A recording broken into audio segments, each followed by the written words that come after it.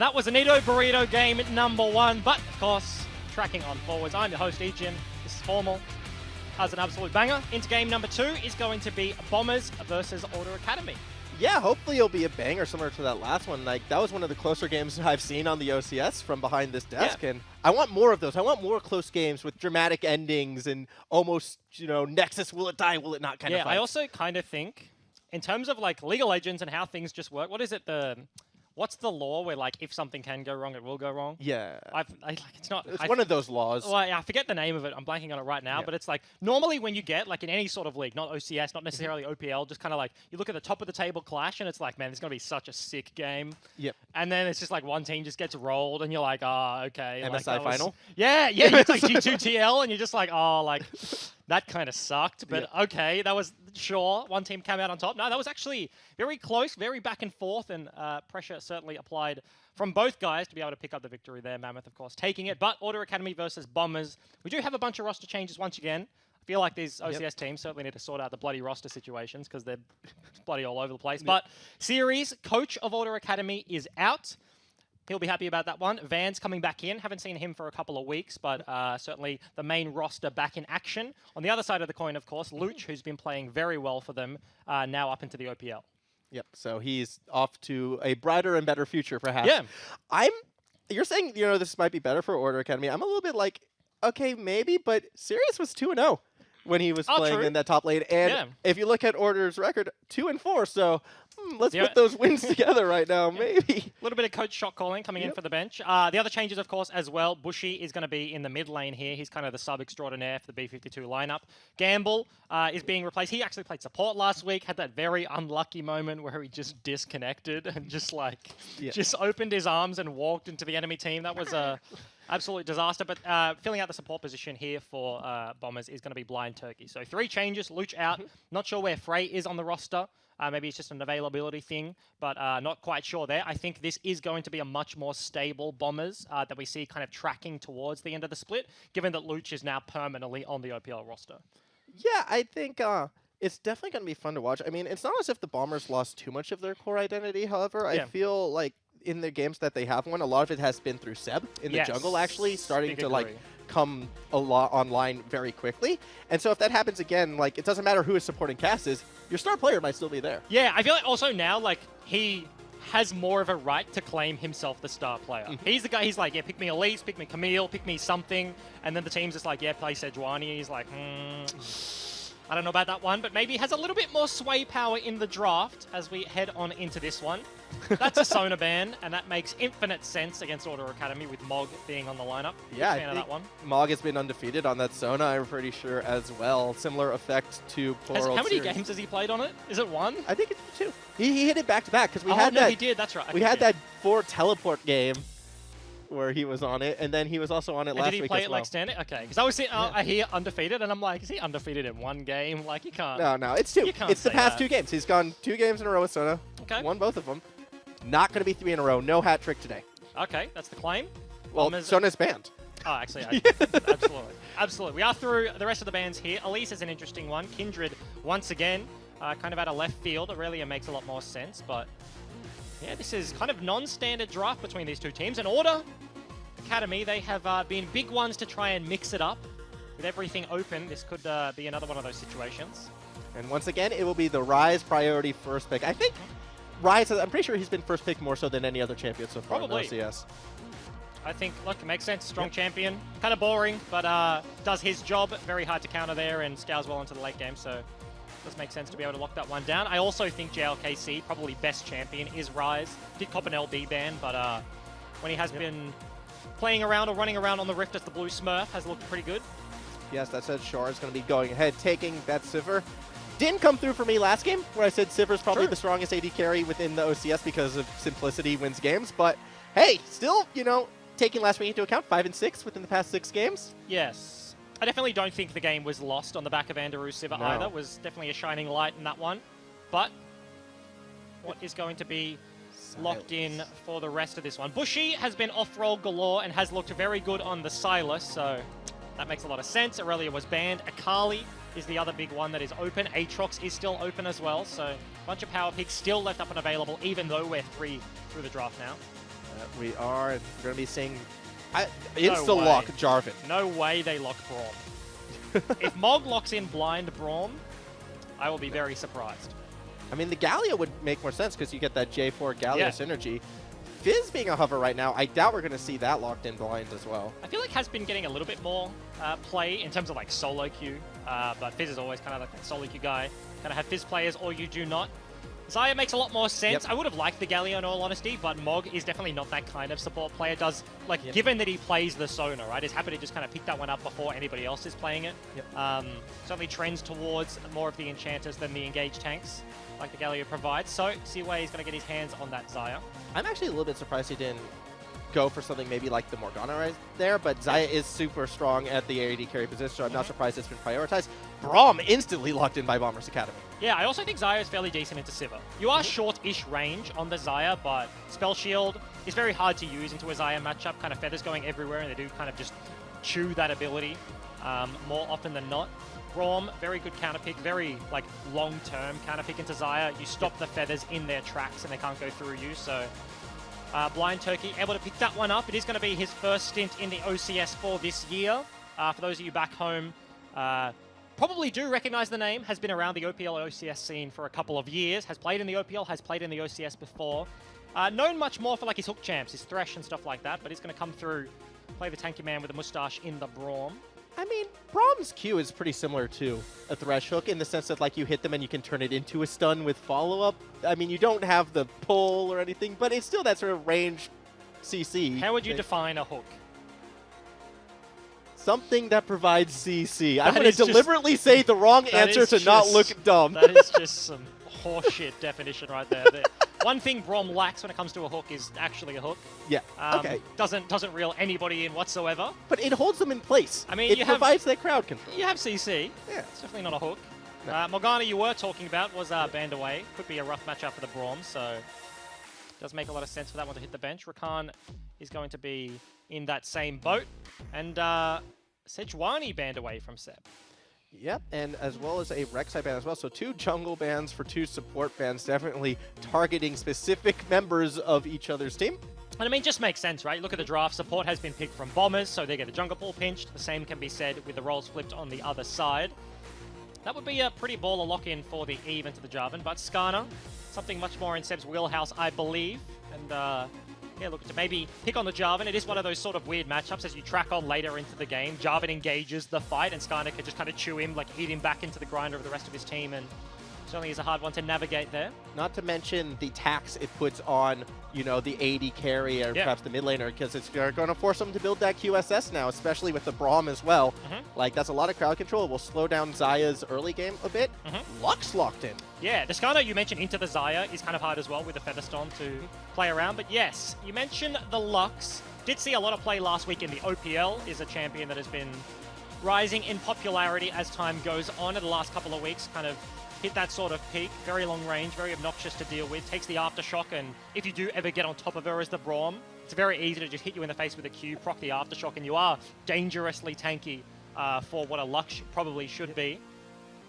Is that going to be a support Lux? Yeah. Yep. So it will be support Lux, so that would mean Nico probably going top? Yeah. Because you said JLKC on that rise mid. Nico will go top. I believe so. Top laner is probably going to be locked in here for sure. I expect Bushibubu to get his hands on the Sylas. And maybe not. Okay. Be an Orianna lock-in, kind of switching things up. Azir. Oh. Is this the roles they're going to play then? There is potential that Bushi doesn't play the Azir. Is of course... okay. So it might be Bushi back on support. Yeah, maybe Blind Turkey comes in and plays the Azir. Okay. I feel like this is happening like more and more. Not just in the OCS, it happened with the OPL, like AV, we're doing this, where you get into the draft and it's like, okay, this is our roster on paper. This is the roles we're playing, as they just switch back, so like, who cares? But like, what is open dictates where kind of the roles sort of go. So, kind of interesting there. As we say that, Bombers go back to basics, and Bushibubu does play the Azir. Blind Turkey is going to be on the Braum, and everything semi-standard. That's actually something I'm surprised more teams don't try to do more often, sort of like have those off-roll specialty situations to throw other teams off guard. I mean, yes, you'd think in theory that kind of is harder on the practice, Whereas, like, you know, you practice one role, become the master of that role, become the expert of it. But at the same time, that ability to throw other teams off and be like, surprise, I'm going top now. And I feel like you kind of mention it. I'll finish that point. Obviously, something happening with draft. Not too sure. We'll get back into it fairly soon. And I believe those champions will stay through. So we'll get into the game shortly when the issue is fixed. But it's more of like a philosophical question. And I think League as a game and how people, in terms of like the community, pro players, like not necessarily the community of just like people at home, but the community of pros as well, see the game. And it is a very like I want to be the best in my role. Like that is how the game is viewed from like a very strict sense. People don't really pride versatility all that much. Outside of Korea, I will say, in terms of like off-role ability, Korean solo queue players best in the world compared to like especially compared to OS. I feel like I'm a culprit. Absolutely garbage at off-roll. Like there's a bunch of players you can point to in the challenger ladder and on like pro teams in OS where it's like that guy. Give him his role, he's okay. Give him his not role, like he's absolute garbage. You don't want that guy on your team. So kind of interesting and more philosophical when you look at like, is it worth the time to invest playing this sort of like whack stuff and switching around the roster? I think it comes down more to individual champions. I think maybe not the entire role itself, but like if you have a mid laner who can play a Wicked Vayne, maybe sometimes throw him in that bot lane on that Vayne. It is a fun philosophical question. Out of all the roles, like AD carries would take it the hardest. If like their mid laner was like, no, actually my Vayne is better than yours. Like we picked Vayne, I'm going bottom lane. Well, the reason I was going with that, I was thinking Perks. My mind was going on the Perks situation, how he adapted from mid lane to AD carry, and all of a sudden they're winning international tournaments. Yeah, looks super good. That has been probably the most successful role swap ever. Core JJ. He went from AD carry on Dignitas to support. Was he AD carry? Yeah, he was AD carry. Yeah, he went from AD carry. Okay, and then he won Worlds. Yep. Actually, you're right. Yeah, you're definitely right. I didn't even think about that one. Yeah, no, okay. So Perks is sitting at number 2 because he hasn't won Worlds. He's won MSI. If he wins MSI, then Worlds. Then I'm definitely going to give him the title. Core JJ didn't win MSI, right? No, he has not. He's only won Worlds. Yeah, okay. I don't even think he's won LCK. I feel like saying only one World is definitely... it's only the most important tournament to exist in League of Legends, but... Yeah, certainly a goodie. But yeah, like role swaps, especially in my mind, like this is actually random kind of tidbit.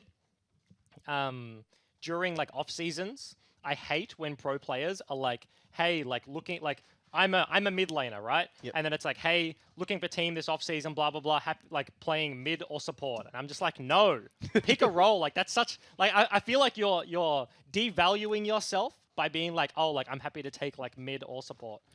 Yeah, you're kind of like willing to fill too many things. I agree. Like I've actually sort of entered the foray right now of team management. I'm trying to put together like an iron to gold team for just fun little iron to gold tournaments. By the way, looking for a top laner, hit me up on Twitter. But yeah, it annoys me where it's like I find this mid laner. It's like, oh sweet, I play mid, but I can also play Thresh if you want to play Thresh. It's like no, that's just adding confusion to the mix now. I don't want more elements. Just stick to your play Zoe. Yeah, just stay in your lane. Now there's just so many like intangible things that come with playing a role. Like the big one, like Core JJ is an example, like using the reverse of the switch he did. If you go from like support to AD carry, intrinsically in a team fight, your habits put you in the face of the skill shots. Like you play 4 years of Alistar, you actively look to tank the Ashe arrow that's coming like your way, right? Whereas then you go to AD carry and it's like literally the opposite. And those habits die very hard. They take a long time to kind of build out of your system. Do you think that's something you would do subconsciously? Because I used to play a lot of Leona, and I eat a lot of skill shots. Yeah. No, that's what I mean. Like the subconscious things are genuinely the problem. It's not the ability to quote-unquote like play Xayah. You can understand and play the champion to a decent level, but it's like the little things when you get put in a pressure environment, like the decisions that you don't make, that you just kind of do, those are the hardest ones to train out of. But we are eventually going to get back in the game, I think about another 15 seconds, taking a look at the comps once again. Interesting stuff across the board. Mog once again on that Lux. Bushy Boo Boo gets his hands on the Azir. And Silas in the top lane. I am definitely going to be stealing that excuse next time, people on my team start getting a little heated with me because I got hit by a Morgana binding or something. I was like, no, I'm just trained to hit that, and you're trying to break my conditioning. I don't know how well that one goes down in solo queue. We'll have to report back. It's worth a shot. It's worth a shot. As into the game, pretty standard start. No crazy level 1 team invades this time around for Order or the Bombers.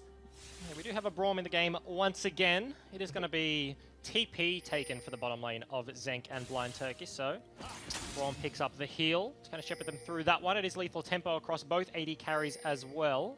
I mean, it's the same bot lane that we just saw actually out of the Dire Cubs being repeated by the Bombers this time around. Same abilities as well, same summoners, pretty much the exact same thing. Hopefully for the Bombers, it works out a bit better than it did before. Mog trying to spam that laugh, might actually get punished for it.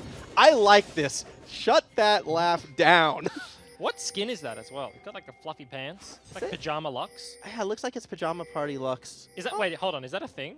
I didn't know Pajama Party Lux was a thing. Oh, it has a cute hat, though. It's like a Star Guardian-y hat. Yeah. Star Guardian? That's definitely not Star Guardian. Maybe. Right. No, because Star Guardians, they dress a bit more anime than that. That's too pajama-y. I think that is, even has bunny slippers. That is not Star Guardian. Yes. Pajama Party Lux. Fair enough. Haven't seen that one before, but as you were talking about the bottom lane, it is, of course, different in the hands of that Lux. Once again, does take the Aftershock. And it is sort of interesting. I want to track where Mog goes. Fairly new pick, support player myself, so tracking what people do kind of internationally, but you can put a lot of points. Oh my gosh, Mog is just getting railed on. Heal already used. Oh, that is just a disaster. That's the worst way to start a lane. Still has flash. Yeah, he's also on 2 HP and has chugged all his potions. Has one left, but probably has to hit that button one more time. I was going to say, like, you can put points in E if you want lane dominance, but you really want to be maxing the shield. Oh my gosh, Vans as well just getting chunked down. Still at level 1 as Shore's bullying him out of lane.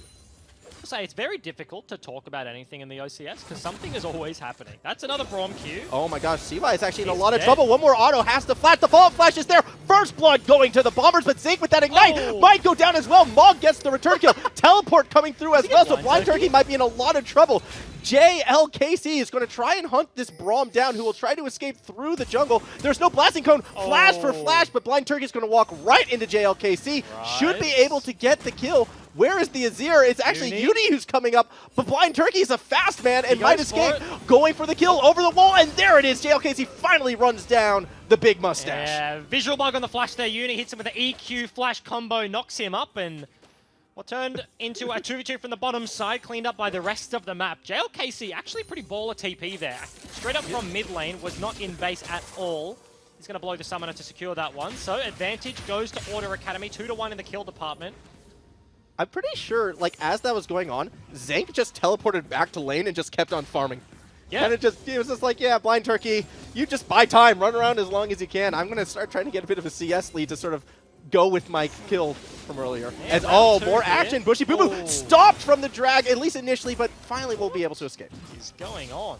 T2 was all over the place there. Bushy burns the flash, burns the cleanse.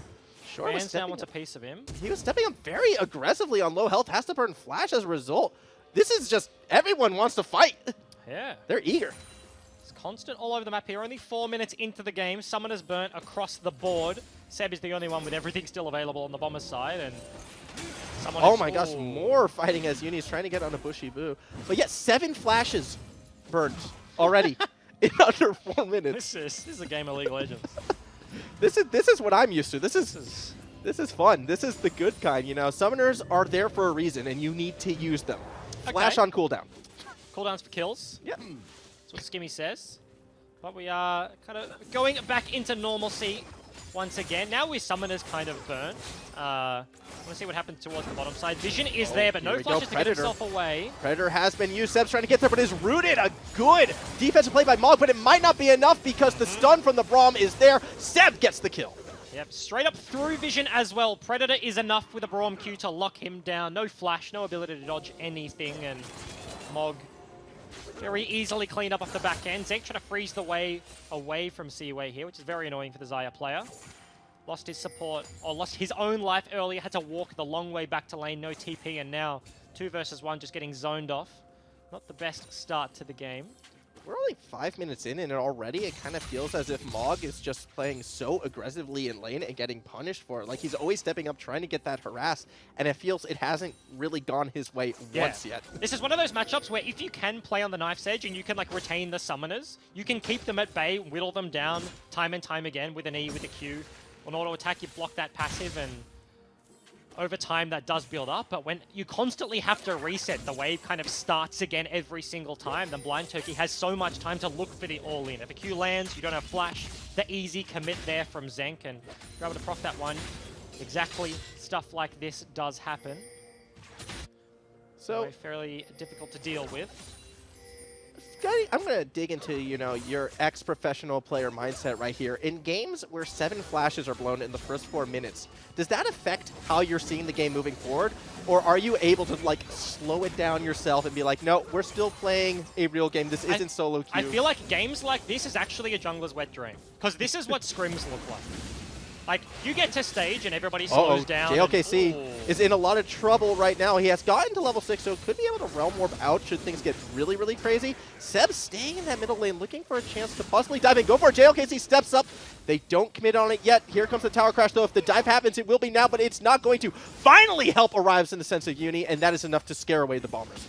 Yeah, Seb just trying to push in the wave with his mid laner. Bushy Boo Boo gets that in eventually. JOKC fell down very low. Bunch of pings kind of happening all over the place so far.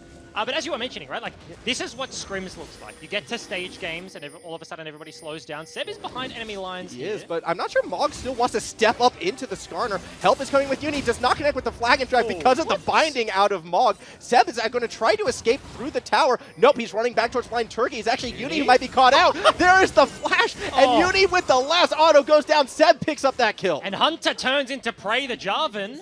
Unfortunately, looking to pick on a cheeky Scorpion and won't be able to find that one. Flash from Seb secures the stun. Ultimate does secure the kill, and of course we are into another pause right there. This is, look, game number 1 was going so well. Game number 2, Order come in, Bombers come in, Champ Select has an issue, Game has a bloody issue. I've dropped my pen. Just throwing things now. I don't even know where that went. Woo! It's very dark down there. There we go. There we go, I've got it. I think last time I was here, I called Order sort of, that meme team just because their strategies have been a bit unconventional and then, sometimes they work, sometimes they don't. Something about their games that's just always this element of chaos to it, and I love watching this team as a result. And, again, with this one, it's just anything goes right now. It's like if you just, take away any negative connotations to a decision. It's like, oh, if I see an opportunity, I just take it. If I can flash for somebody, I will just flash for somebody and look for that stuff immediately. And it does kind of end up to these situations. Flash has gone everywhere. Multiple kills pre 5 minutes. Before junglers even hit that level 6 mark, multiple ganks have landed. But it was also something that we saw the Bombers do last week as well, because they sort of were trying to take every single fight available. So I'm not too surprised that both these teams have come in with this hyper-aggressive mindset. Is a bit of carryover from last week. Granted, it didn't work out for the Bombers last week, but as a whole, it tends to, I suppose. I think it also stems from different places. I think for Order, it is a much more opted into sort of strategy choice. Where they're like, yes, okay, we do weird stuff.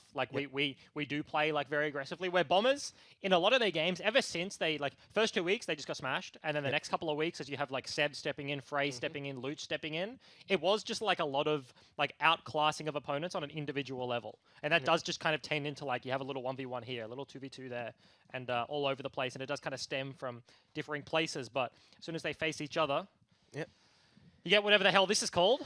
This is League of Legends. It's called a pause, and I hate it. Yeah, pauses are always, they're part of the game sometimes. Yeah, sometimes. Sometimes.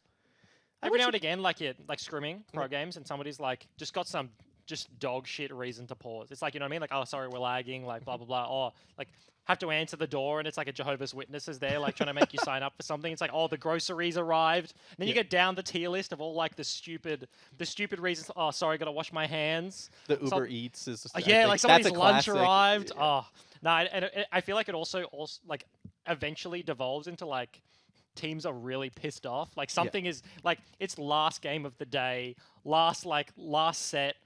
You're very tired. You've just been getting smashed the entire day, and you're somebody angry pauses the game, they just get solo killed, and it's what is going on? And somebody types in all chat, it's oh, sorry, mic issue.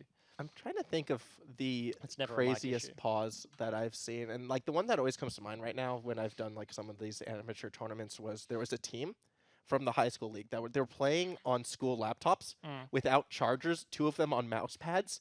And I'm pretty sure one of the mouse... Wait, say that again? They didn't have mouse pads? No, they were playing on the touchpad, sorry. Oh, the touchpad. Oh, yeah, I think 1 or 2 of them were playing on the touchpad, and I'm pretty sure one of the computers just completely died. mid-tournament game. And that was a bit of a surprise pause. I think that one takes the cake for. Because don't laptops, I mean, I'm no expert, but don't laptops perform worse without the charger in? They go into like high performance mode when you like put the charger in. And then you remove an actual mouse as well. Yeah, I mean, well, that's obviously just a huge problem. Playing on a trackpad, I think I've done it once. I was staying at like family's house down in Melbourne. I'm not from Melbourne, and was playing on my laptop, and I played like a Nidalee game in like 2014, like 5 years ago. Oh, Nidalee would be hard on the touchpad. Oh, right, no, it wasn't a touchpad. I remember I was using one of those shitty little, like you plug in the dongle, like a wireless mouse. You could go to like Officeworks, buy like a $10 mouse. Yeah, it was one of those guys. But I don't think I've played without a touchpad. I've done touchpad once. This was like Season 2, Season 3 Warwick. So it didn't matter. So it didn't matter. Like it felt like a normal game. It's just okay. We saw a Warwick hover today. Kuden gets back on the stage. Always likes to hover that guy. I'm actually not sure why. It's interesting when players have their like little thing that they do in Champion Select. What are some of the things that I can think of? I know actually from an Annie hover in the OPL. Why not on Gravitas? Yeah. In his Camille. He doesn't hover. No, he doesn't hover it, but like it's a good way sometimes to like. There's history with him in that Camille, and sometimes I see it hovered against him. Oh, I like no, that's actually the best one when you have like things hovered against opponents. When there was like a Wukong going around in the OPL. I'm not going into the backstory there. We've seen some Camille's hovered against bombers when Zenk jungled, and he just had that just we'll call it a roughie. He had a bit of a roughie game on the Camille. Yeah, I know. I mega like the like subtle BM champ select. Hover some trash that your opponent just absolutely sucks at. That's a good time. No, I think it's a similar thing with that with Why Not on that Camille 56 also being a number which I've seen. Should I get this? It was from an amateur tournament. Like his first ever amateur tournament. He had a roughie. Okay. He had a roughie. Okay.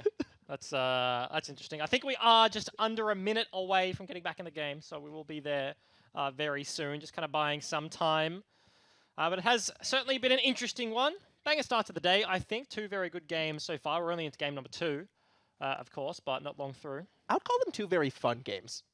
Yeah, okay. Fun is the word I want to use right now, especially with the second one. It's been exciting. It's been fun. I think this is what people want to see when they watch OCS. They want to see that element of chaos thrown into the mix. Yeah, that's exactly what we're getting. Interesting to start it off that way. And like, it's just, I agree. It's more fun to watch. You know what I mean? Slow games. Who wants to watch a slow game? No. Go watch LCK.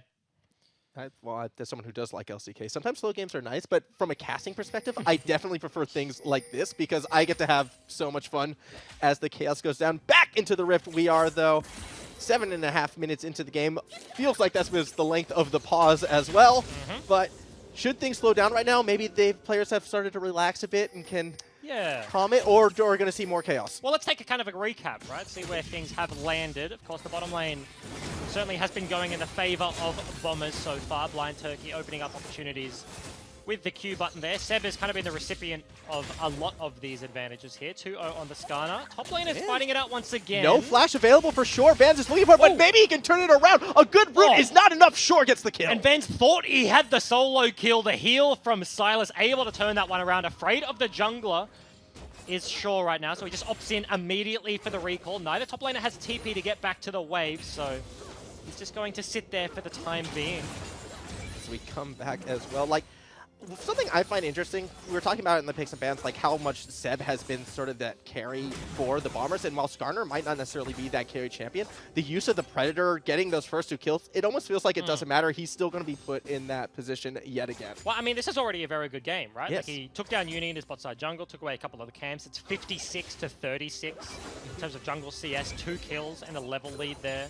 Or is kind of equalized now, but you expect experience-wise, Seb is definitely ahead so far. So given that he was able to accrue an advantage, Skarner versus Jarvan pre-level 6 is definitely a big deal. He's actually going in aggressive, but does not connect with the follow-up, and now it's actually Zank is in trouble. That damage is huge. Heal has to be used, but with the Ignite, can Zank escape? The flash into the Fellow is not enough to get the kill. Blind Turkey might be the one in trouble, but he's able to walk away to safety. Lives on 1 HP. This bottom lane just fight after fight, straight up looking for the 2v2 kills, and Mulg able to turn that one around, lands the stun onto Zenk before he pops the spell shield there. So a little bit of misplay from the Sivir player. Almost costs him his life. Certainly does cost him a bunch of summoners.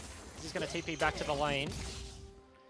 But very close. I feel as if I were one of these two mid laners right now, like JLKC or Bushy Boo Boo, I'd just be thinking, what is going on in these side lanes? Like, I'm just here trying to farm, get to later game because I'm playing Ryze or Azir, but no, it's just chaos happening all around me. Kind of map falling apart around them so far. You can see Uni on the top side is actually fishing for a gank onto shore.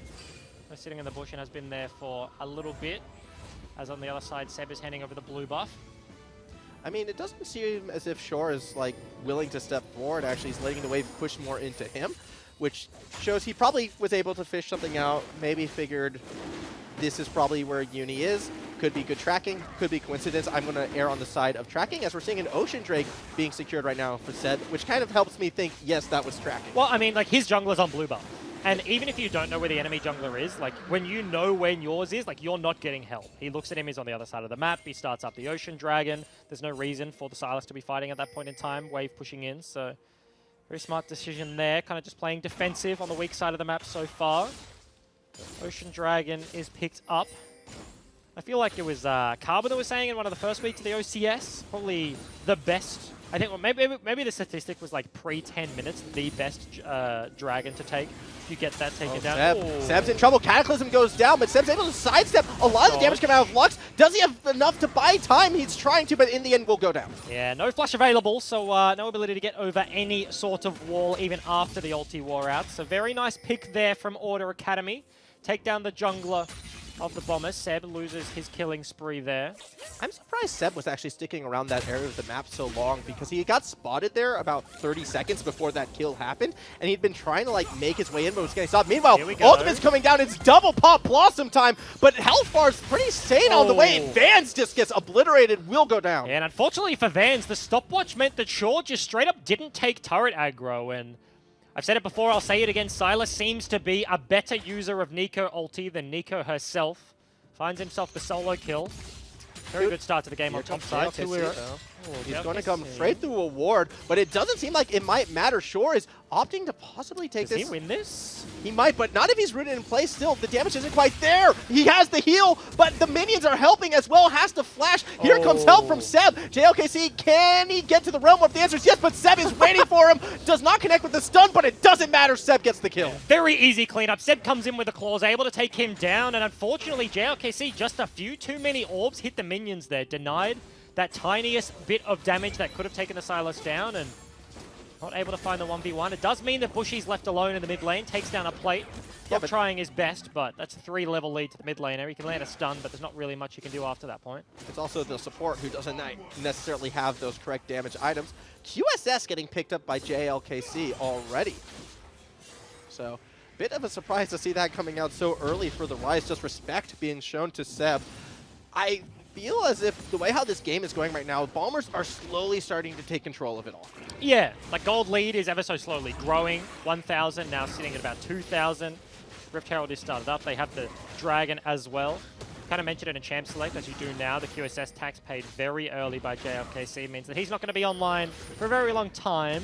Has the core of the mana items, right? Sitting on Lost Chapter and the tier, so he certainly can just kind of wave clear as much as possible, but doesn't have the damage. Yeah, not going to be wanting to fight anytime soon, and especially given that the Rift Herald is going over, does sort of mean that probably, yeah. It means more pauses. Get into it. Is that what happens? Get into a pause. QSS buy equals pause early game. Like the production is just like, oh, this game's resident sleeper. Why are you buying QSS? Like, let's go. But it's not resident sleeper. I feel like it's the opposite. Right. This has just been action, action, action, and these pauses are to give everyone a break to recover from the edge of the seat fights. Was it like, okay, let's figure out whose fault it is. Is it Bombers or is it Order? And of course, like this is hypothetical and we have absolutely no idea. Who's had more pauses in the OCS? I'm trying to think. I feel like Order has had a couple. Have Bombers had any? I don't know. So far? I don't know. I feel like with absolutely zero information whatsoever, I'm going to blame Order. I'm just going to close my eyes and go, Genesis. Legacy. Legacy has had the most. Yeah, okay, yeah, that's how much I've been paying attention to who's actually been initiating these pauses. No, I feel like in terms of like unluckiest situations so far in the OCS, Gamble takes the cake. Yes. That just, the genuine suicide of Morgana just running into no man's land. Gets completely one-shot. Look, they lost the game anyway. Probably wasn't game impacting. But that is... Well, there was no pause. Well, I mean, yeah. Well, I mean, he DC'd. So the problem with this sort of stuff is like the delay between when you pause and when the person DCs, especially because used to be on a team with Carbon, obviously, way back when we were playing OPL online. The worst thing when your jungler DCs is that if they're clearing their own camps, like you're not against an enemy who will pause the game for you. Like if your mid laner disconnects and the enemy's just like sitting there hitting you, they know you've DC'd because you're just standing still. You're not in the bottom lane where you have like a teammate looking at you constantly. If your jungler DCs doing Raptors, like you just don't know sometimes. Like you have to have a pretty switched on team to be able to like find that out in a couple of seconds, because if they're in TeamSpeak, they can't say anything. They're disconnected. There's no way to know. It's a disaster. Well, that's why you want to get that TeamSpeak sort of a user has disconnected. Well, I mean, no, but like sometimes when you like DC from the game, it takes a while to DC from like TeamSpeak. There's that little bit of a delay. I remember a single dive. Carbon was playing Eve. And he just... No, was it? Yeah, no, he just like... He was diving topside. I think Minky Wow was a top laner. They were looking for like a 2v1 dive, and he straight up DCs and just like walks into the tower and dies. Pulled a gamble. Yeah. It was like... and it was genuinely in an OPL game as well. It was just... That was a bloody train wreck. More question though, were you able to turn it around and come back? I think we won that game. Well, there you I think go. we won that. I've had instances where teammates have also not bound their ultimates. That's I think that was a Tim special as well. There's been some interesting stuff happening over the course of time. I'm super particular about my setup. So I'm proud. I am proud to say I've never had like a binding screw up on the 20 realm, because it's like a completely different realm. You have to do your settings all the time. I am the opposite. I very much plug in. Let's plug and play. What is this settings? All right, lock screen. Sure. Oh, no. Lock screen? I'm gonna go back immediately on that. I cannot play lock screen. Do you know the shortcut to unlock your screen? No, and every time I accidentally lock it, it turns into a big drama. Yeah, no, it's Y. Y is the default button. Oh. Also, if you get that bug, you know the bug where like, are you an alt-tabber?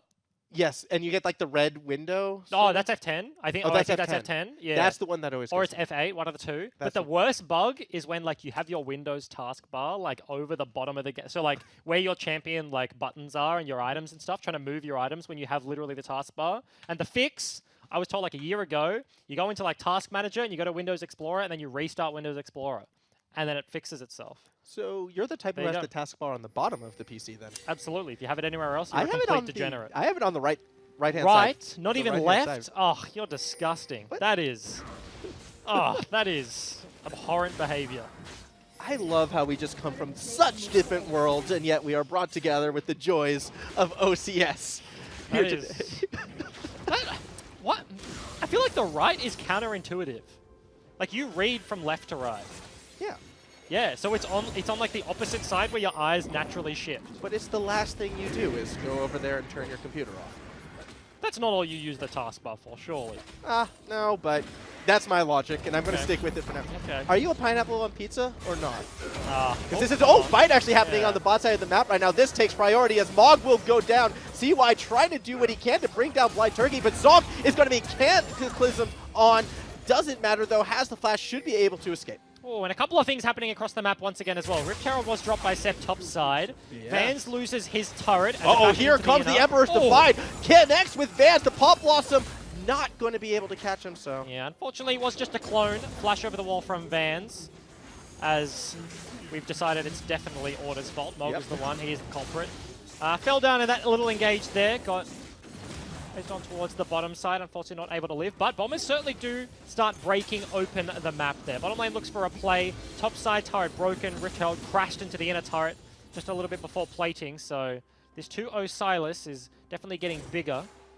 I feel very unfortunate for Mog right now. He has been outed as the culprit for all this, and I hope people are being kind to him. I hope not. It's ruining my viewing experience. That's fair, sure. Biding his time in that bush. Not entirely sure what he's waiting for. Vans is not going to be one to step too far forward. Just opportunistic, looking for a mistake there from Vans. Isn't going to come through. Level 11 to level 10. Proto Belt completed to incompleted first item there from the Nico. So certainly not going to be looking for that 1v1. Dragon is now spawned as well on the other side of the map. It is just an air Drake, but it's about time. It's about time we get our Cloud Drake. It's taken 7 dragons, which I think that's the longest. We had one last game.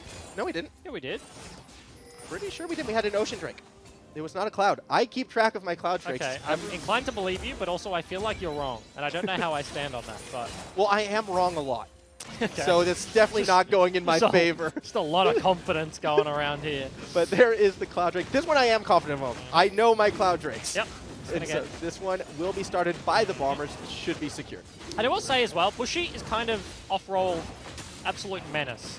That was a big Azir ult. He gets into the back line, scoops 2 into the rest of his team just before. Fortunately, the flashes were there to get themselves out, but certainly a nice play already this game. Does have the Sork Boots and the Nashes completed already, and also is a Comet Azir, so has that extra early game damage, not something like the Hail of Blades, where you kind of like heavily prioritize early game, or the Lethal Tempo, where you're looking much later onto this one.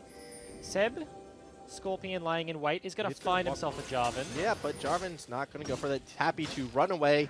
Doesn't want to take that fight. Probably a smart decision, as Blind Turkey was sort of roaming towards Seb at the moment, helping to get priority over this bot side. A bit surprised to see JLKC already sent to the bot side. He's not going to be able to do much to defend this tower. We might even see the dive. Here comes the movement speed from the Sivir ult, and Seb gets in the middle of everyone. The flag is dragged by sometime, and a Cataclysm connects with all 3, but the damage isn't there to bring him down. JLKC trying to do what he can. The pop lost him, won't be able to get the Blind Turkey, so a flash is used for a double kill. Realm Warp might help catch Seb at the moment. JLKC is on his own. Bushy Boo there to help, and everyone will get out for now. Yeah, Bombers, they look for the dive, but ORA completely turned that one around. They have the fast track through the jungle. Mog walks down, as does the Blue Smurf in Rise.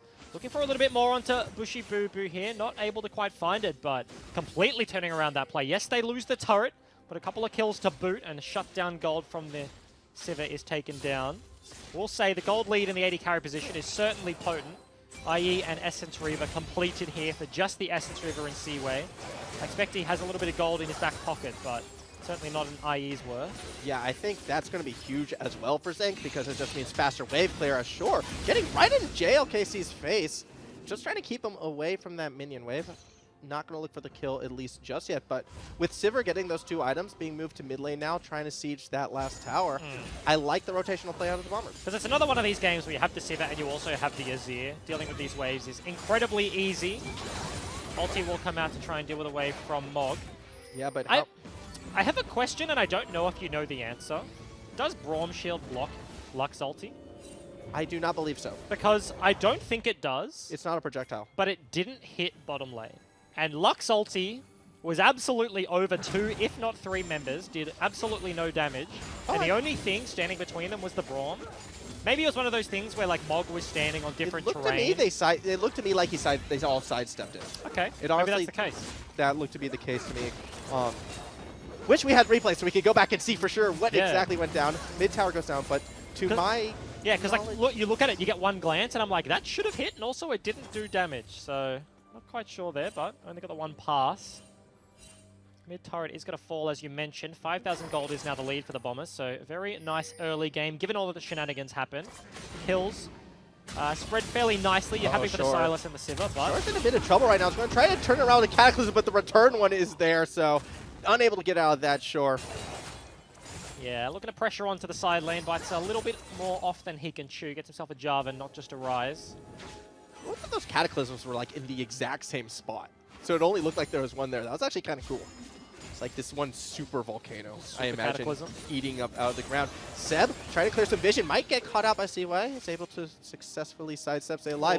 Uni is the one who might be in trouble, as here comes the bot lane of the Bombers. Blasting Cone to the blue buff, or where it would be.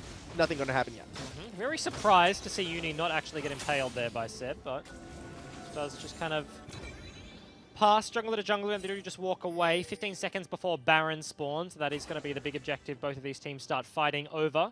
Dragon not on the cards for another minute, and even then it is kind of a crappy one, so I expect teams, if they do want to opt in for it, looking to trade that one away for Baron control. I'm actually surprised that Shore opted to use teleport to go to the bot side of the map right as Baron was spawning. Yeah. That's agree. Interesting decision. Wanted the wave priority immediately. Maybe wants to walk over to Baron and start it up kind of right now, but that is a difficult decision. With Blind Turkey resetting, I expect that is not going to be the case, so TPing to lane, gets himself a couple of creeps. But when you have 2 items, a couple of creeps isn't going to make or break the bank. Interesting decision there from the top laner of Bombers. See how it kind of plays out, but Definitely think he would be liking to have the TP available right now. Yeah, I think he just really wanted to get the lane pushing as soon as possible, but because of where JLKC was, the second it started pushing for the Bombers' way, Order just sort of ate that and pushed it right back, and it forced Shore to go right back to that bot side of the map, and without teleport, that in theory should be more time for Order to get control around the Baron. Yeah. They haven't been able to, however. Because now he's going to have to play the ebb and flow game, where normally he would just be able to sit in the bottom side. You can see Order, or Bombers rather, get control of the Baron pit. Now just walking over to Dragon, looking to take the free objective whilst it's up and available. More Cloud Drakes. This is the Dragon dance I am more accustomed to. Just Cloud Drakes for days. Get a second one for the Bombers, but an Infernal's coming next, so actually something useful. 5 minutes away. And during that time, Order didn't get access to the Baron pit. Oh, That's Mog. an ulti. That, I think, may have been a disconnect. Blind Turkey's going to flash forward, looking for more. CY Featherstorm does buy some time, but Seb still wants it, trying to get to this Zaya. Won't be able to. A stopwatch saves Uni's life as well. Very nice use of the stopwatch. Top State as well. Shore's in trouble, and Shore will go down. JLKC getting that solo kill.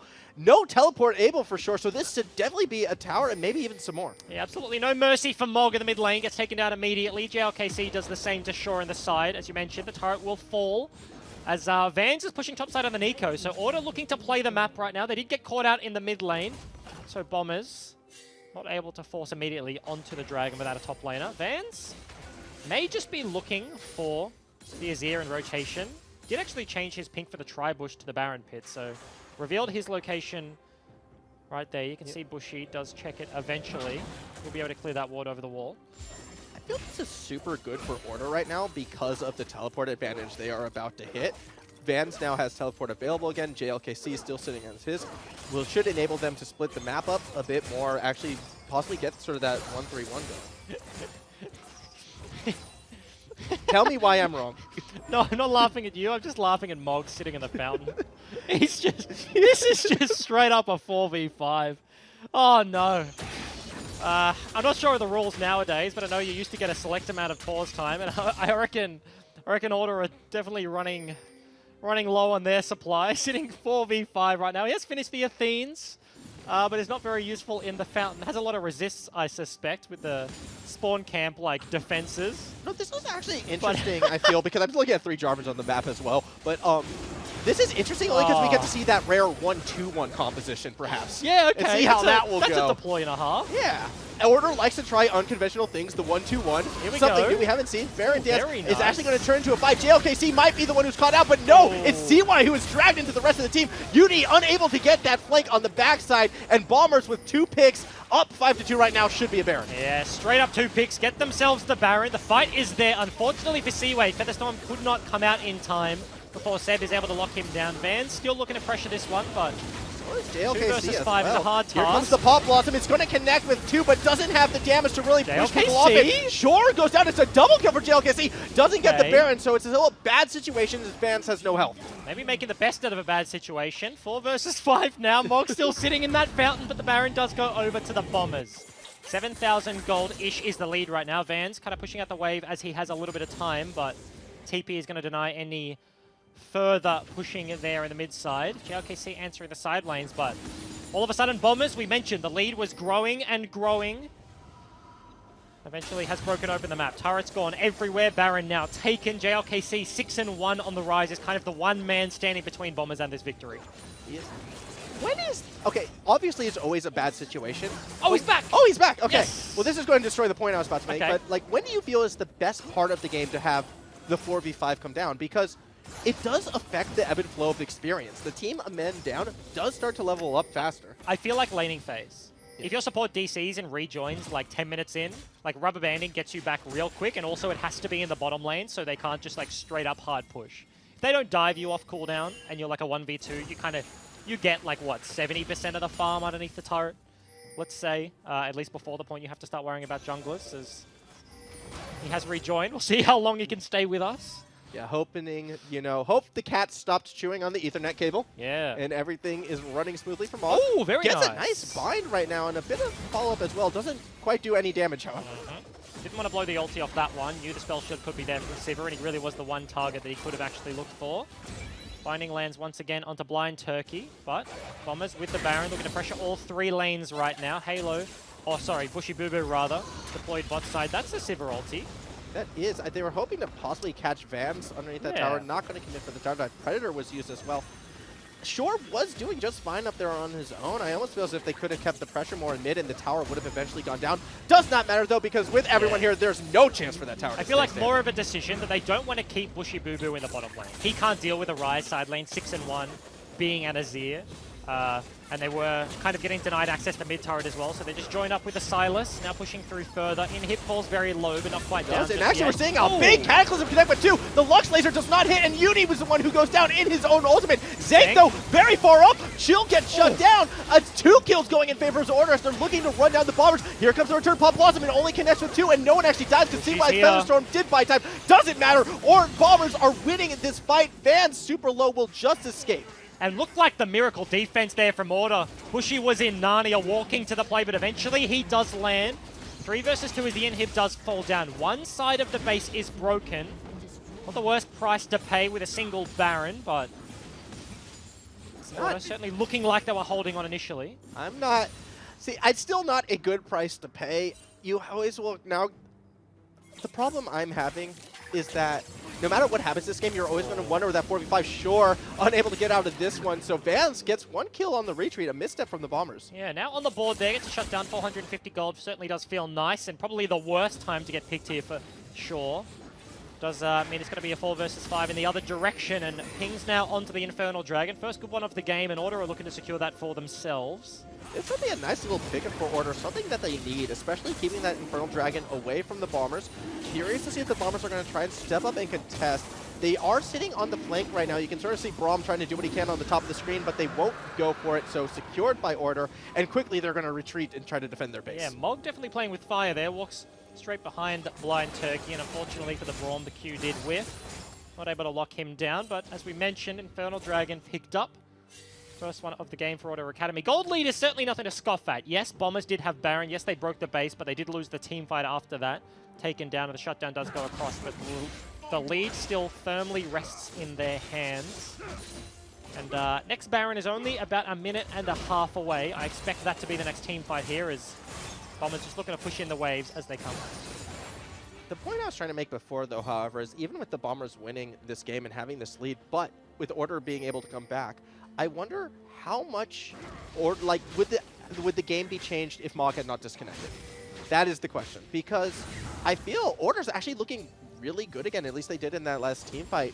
Maybe they would have been able to contest that Baron before. Maybe. Right, because it was the Baron taken whilst he was just sitting there doing nothing. That's a bit of a chunk. Turkey's actually trying to turn around. CY has to use the Featherstorm early, but poor Zank is going to be able to get a double kill and the tower. And that may be the picks that the Bombers need. Now onto the second inhib. Bottom lane completely gone for another 30 seconds. Yep. Do they stick around and look for the end here? Possibly right now. They are 5 members strong. Everyone's still healthy in the base. There are still summoners available as well for the Bombers as they're looking to rotate bot instead. Perhaps they caught JLKC. Glory. He is a fast rise, will be able to get away. Wave is actually not in a very good position for the Bombers, so this rotation might not end in a tower. Yeah, potentially looking to deal with a wave and maybe going topside for the Baron. JLKC playing with fire here. Thought about checking the bush. Eventually does not, though. Not quite yet, but he is sort of sitting in that bush. Maybe he was hoping one person would step forward and he can go for that one-on-one play, but with 3 members of the Bombers, definitely not going to look for it just yet. That said, they are rotating down to possibly defend. I mean, right, he's just looking for the chunk. Has the phase rush, so anybody he finds, it's going to be the combo in the face, root them, and he's just going to zoom away with the chunk being dealt. So certainly a nice play to look for right then. But Bombers, they notice the opportunity. They see the Baron timer, and they're like, look, we don't want to stick around bottom side. We want to set up on the other side of the map and look to break open the map with that Baron. I mean, with 2 inhibs down, super minions currently in the base at the moment. Yes, they're being pushed out, but Bombers taking this opportunity, rush towards that Baron, although Order might actually get there first. Yeah, Mog is in the vicinity. Scryer's Bloom. Oh, actually, hold that. Seb is on a flank here looking for Mog. Oh, Mog is in very deep, but CY throws himself. Doesn't matter. Mog is going for his life. Won't be able to get away. Easy pickup for the Bombers, and that should be Baron. And look, he has a Sivir ult, he has a Righteous Glory that he didn't even use, and Predator is enough to lock him down. So Bombers have so many tools to pick on a poor defenseless, flashless, lagging Lux running away. 5k on the HP of Baron. That's going to be Bombers picking this one up with ease. And with that, they should pretty much look to reset and possibly end the game at this stage. Still have 2 inhibitors down. Everyone with Baron now. So Baron and powered super minions crashing towards the base. Really, it's just one more fight or even perhaps one more pick, and the Bombers will be taking this one. Order, backs against the wall. Can they do anything? Oh, here we go. Order want the fight. They do, but Blind Turkey might be the target. He does have a bit of help right below him as well, but it doesn't matter. Cataclysm goes down, forces out the flash. Seb is in very deep. Is he going to look for the flank, actually? Meanwhile, up at the top of the map, this is where the fight happens. The pop loss amount of bands does not connect with anyone, but the one out of Shore hits everyone. Shore is going on a bit of a rampage. JLKC trying to run, but on the bot side of the map, CY is actually doing a bit of damage himself. Yes, he's low, but he's trying to defend. Super Minion doing a lot of damage to Zaya. Cataclysm coming off on the top side. Shore just doing so much work, and it's securing this fight. Bombers should win it. Yeah, and a fight on multiple fronts there. Zenk taking on the backline. Unfortunately, the stun out of Mog. Bottom lane for Order are the only members left up and available, fighting versus 3, versus a Baron, and versus the Super Creeps. Can they take this one down? Sure. Laser coming out of Shore. Doesn't get the kill, but it might not matter. This should be the game with those death timers. Bot lane is the last hope with CY out of Mog. Can they make that miracle defense? Stepping forward is Mog, but he's just going to immediately get blitzed down by Shore. CY is the last one standing. Super Minions should take down that Nexus, and Bombers get their 4th win of the season. And in possibly the most disconnected game we have seen in the OCS 2019. Very back and forth, pauses galore. 4 versus 5 at times, but Order eventually do fall victim to the Bombers. They are able to pick up that victory there. I will say, from fairly early, right? That was a pretty wacky game. Stuff happening, ganks, kills all over the place. But the gold lead was always trending in their direction. It was. I mean, Seb on that Skarner was an absolute monster from start to finish, and I feel he was the biggest difference in that game, aside from Mog's disconnect. Yeah. Those are the two. Those are going to be the 2 big notes, unfortunately, for Order. A disconnect really did hurt them, but Mog just looked unstoppable from start to finish. Yeah, Seb. Or, sorry, right? not Seb, on the Skarner. He's now done it on the Sejuani. He's done it on the Kindred. Does it on the Skarner here today. Looks very good ever since he has come into the roster for the Bombers Academy. But as you mentioned, they pick up another victory tracking onwards from week number 7. Don't go anywhere. We'll be back for game number 3 after this 3-minute break.